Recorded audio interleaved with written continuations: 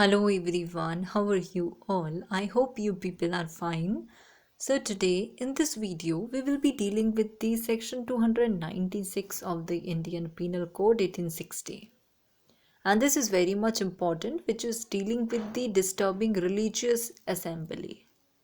What it says, section 296 बात करता है about the disturbing religious assembly, and it says that whoever voluntarily causes disturbance to any assembly lawfully engaged in the performance of religious worship or religious ceremonies shall be punished with the imprisonment of either description for a term which may extend to 1 year or with fine or with both.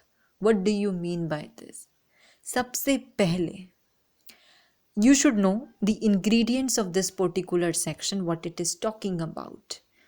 साथ में under this section see any person, कोई भी person बोला गया है अगर वो voluntarily क्या कर रहा है, डिस्टर्बेंस कॉज कर रहा है किसी भी असेंबली को जो एक रिलीजियस वर्शिप के लिए हेल्ड की जा रही है, यानी कि कोई रिलीजियस परफॉर्मेंस ऑफ कोई भी सेरेमनी हो रही है जो रिलीजियस है, उस पे वॉलंटरली कोई भी डिस्टर्बेंस अगर होता है, कोई पर्सन जो है वॉलंटरी डिस्टर्बेंस करने की कोशिश करता है उस रिलीजियस सेरेमनी जो हो रही है या फिर रिलीजियस वर्शिप जो है, उस रिलीजियस वर्शिप और रिलीजियस सेरेमनी को ढंग से नहीं होने दे रहे, वॉलंटरी डिस्टर्बेंस अगर कर रहे हैं तो वो क्या होगा, it will be an offence which will be punishable under section 296 of the Indian penal code.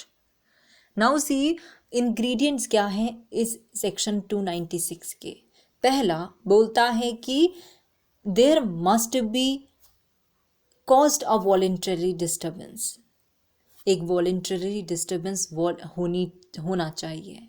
दूसरा बोलता है कि जो डिस्टर्बेंस है it must be caused to an assembly engaged in religious worship or religious ceremonies.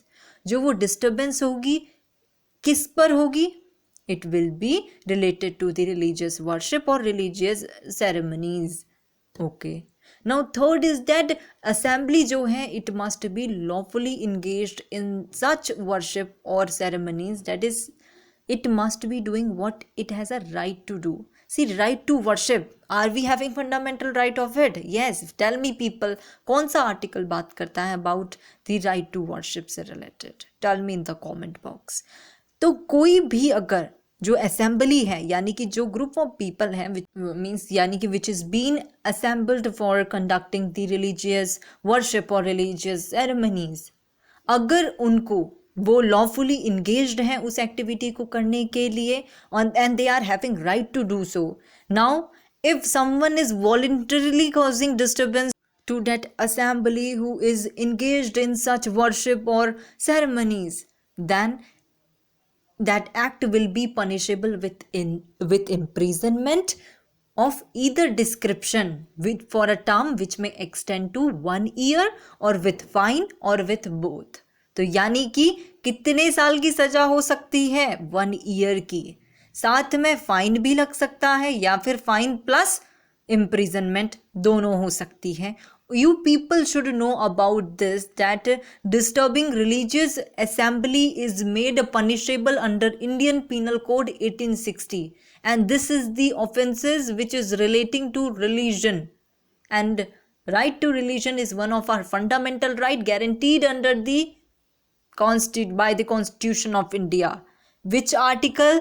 Tell me people in the comment box. You should know about this. So ये ingredients थे, आपको पता होने चाहिए जो हमने डिस्कस करे कि वॉलंटरली डिस्टर्बेंस हो रहा है, कर रहा है कोई व्यक्ति जो असेंबली कंडक्ट की गई थी रिलीजियस सेरेमनीज़ के लिए, और वो जो रिलीजियस सेरेमनीज़ और जो ये वर्शिप कर रहे हैं उनके पास राइट था to do so.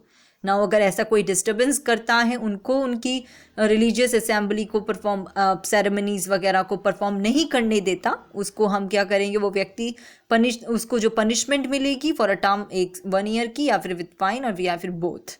You people should know about this. Thank you so much for watching this video, and do like and subscribe my YouTube channel for more videos. Thank you so much.